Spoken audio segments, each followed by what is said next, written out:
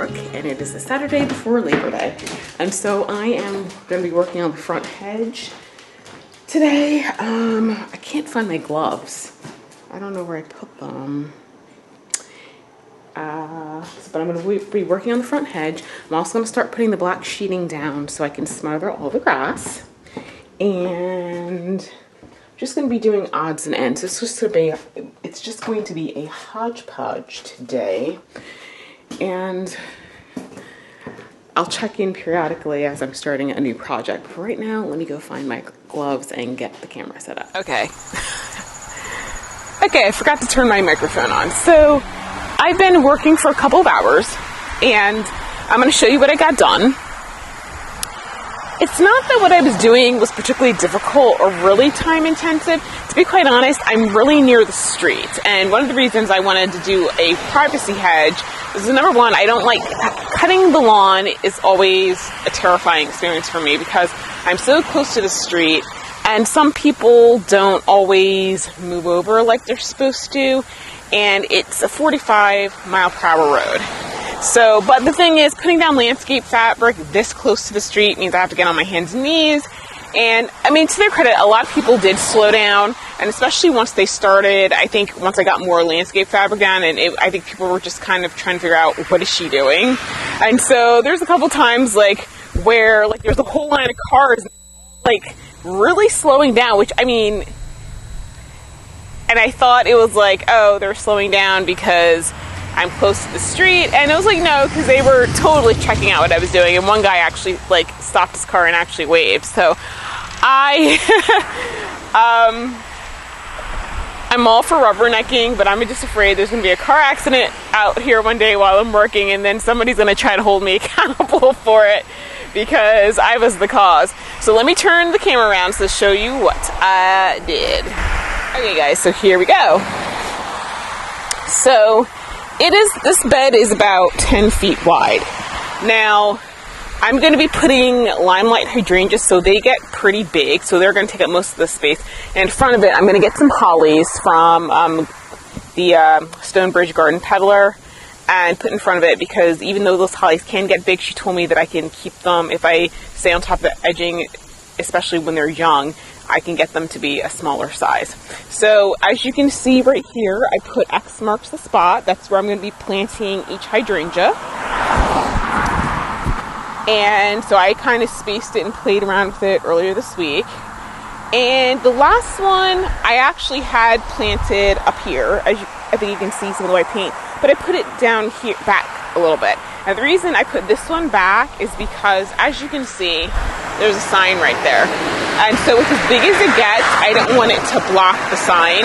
So when I measure from here, because it's going to be 6 to 8 feet, this one I'll have to keep a little bit more constrained, but at 6 feet, it puts it, I think you'll be able to see the sign. So that's why I did that. So I'm going to go get the tripod so I can set the camera up, because I want to I have, let's see, 1, okay, 2, 3, 4. I've got 4 more hydrangeas to put in, and then what I'm going to do is I'm going to start putting down some landscape fabric over here, because I need to take the stones out of the back of my car. Let me show you. These are the stones for what's going to be my my fountain pool. So it's kind of weighing my car down, but they're huge. And so I showed them to you in another video, but this is what I got to get out of my car. And so I could put them kind of sort of in place so I don't have to move them again. And that way I can go to Lowe's, because I think Lowe's is actually having a sale on mulch. So I'm going to get some bags of mulch, because once I put these babies in, I'm going to get the mulch in. You know what? I think I'm going to need some more 1/4-inch irrigation tubing, and just let me see if I have some of the little brown kind, because that one's the one with the emitter holes on it. If I don't have any, Home Depot, which Home Depot is I in? I think it's the one in Mount Laurel. They actually started selling it as part of their new, it's called Dig system. And so if I don't have any, I'm going to run there and get that so I can set up the drip irrigation to the hydrangeas. So, yeah, I don't think I have enough. Definitely do not have enough. I need a lot more than this. So yeah, I'm going to have to get some more of that. But let me get the tripod and y'all can watch me work. Oh, actually, you know what? Before I do that, let me actually walk back over here. Okay, if you look right here, you can see that I edged. There's a lot of the lawn is actually growing over the asphalt, and so I use my edger to take that back. Actually, I need to put some more pins here because this fabric is sticking down. And what I did is I put pins in, I kind of put them in sideways, but it looks a lot better. And of course, once I get dirt aside, I'm going to have to do the exact same thing. And I'm probably going to have to add more pins by the edging, but I think what I'll do is once I start putting the mulch down, I may not need as many pins, so I'll pull those out. But for the front part of this bed, what I'm going to do is I'm going to get that rubber edging that you hammer down and put on top of that, and because I think it's like 3 inches deep, so that when I start putting the mulch, it doesn't slide into the street, because that's what I'm afraid of. And so for the sides and the back, I'm going to go with this stone right here. I was testing it out to see how I like it. This stone right here. And so it kind of is almost like interlocking, but I really like it. And so that'll be deep enough to hold the mulch in. So anyway, that's one of my limelights. And so let me get my tripod.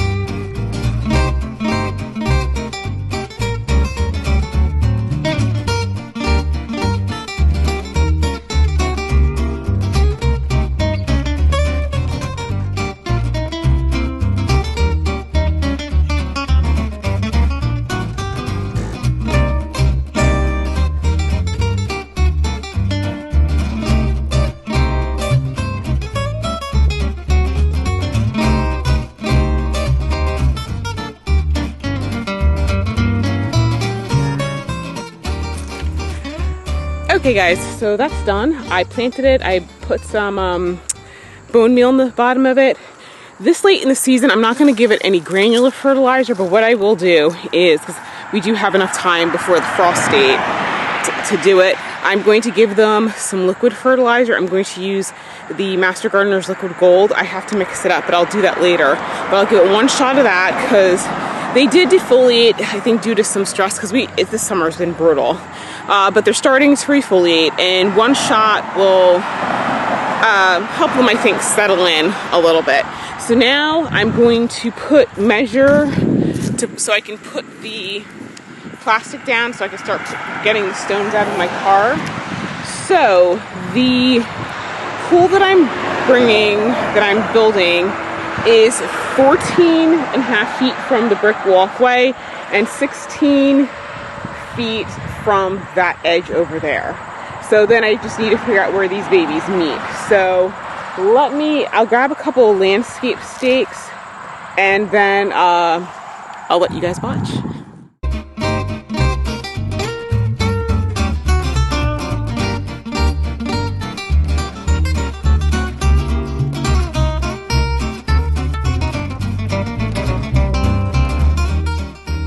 Okay guys, I got the plastic down, so let me show you that. Ta-da! So now I'm going to do the hard work of pulling all those stones out of my car, and they're probably like 20 some pounds piece. I'm going to be feeling it. I'm going to be feeling it tonight. I can tell you that much. So But, you know, at the end of the day, I just keep thinking, it's going to be worth it, it's going to be worth it, it's going to be worth it, it's going to be worth it. So, let me get going. I only have 36 minutes left on the battery, so let's see how much I get done.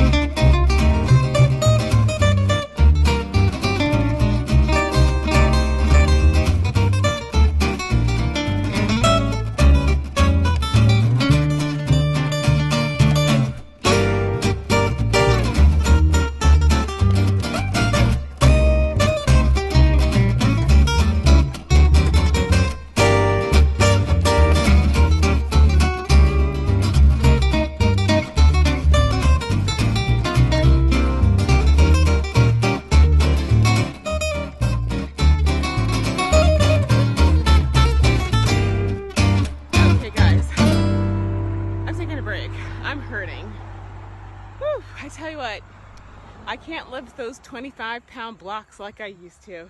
Okay, let me show you what I did over here. Whew. So I put my sheeting down. I know the video ran out so you couldn't see everything, but here is what I've got built so far of the pool. So it's actually wider than I thought it was going to be. I guess my measurements are slightly off. You know, I gotta be honest with you. And it's pretty high. Like I hopefully you guys can see my knee, but it's almost knee height. And there are caps to go on top of it to give it a finished look, which will add a couple more inches. So once I finish doing this part, I'll do those. But I gotta be honest with you, I thought that was, I don't know, in my mind's eye when I drew the plan, it didn't look that big. But it's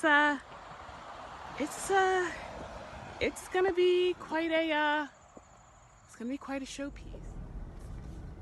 Okay guys, so I'm leaving Lowe's. I got the edging, I got some paver, well it's more like a retaining wall actually, but whatever, it's gonna work, it'll keep the mulch back, so that's all I need. And it's kind of nice looking, it's like tan, it's like a reddish color, which kind of goes with the bricks I already have. And I got 20 bags of mulch, so I'm gonna go home and I'm gonna do this. So I'm probably gonna need more mulch though, I think. I don't know, to be quite honest. I'm just tired right now.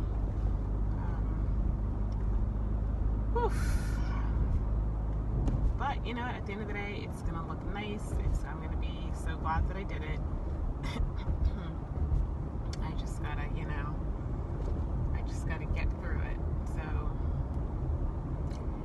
that's what you gotta do, people. So yeah, so I'll check in when I get home.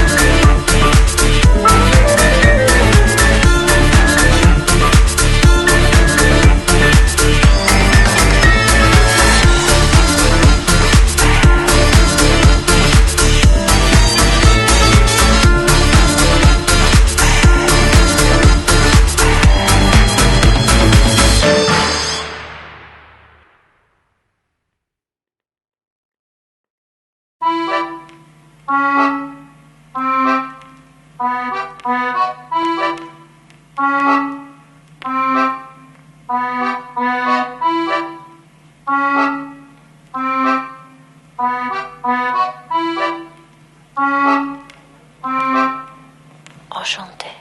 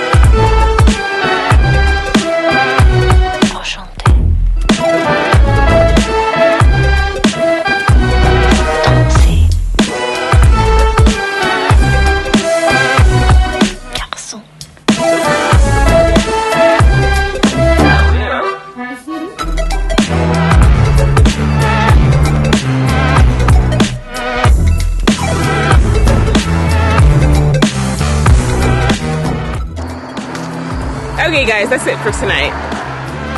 No cars coming, so I thought I'd show you guys what I did. So I think about maybe 10 additional bags of mulch I'll do it.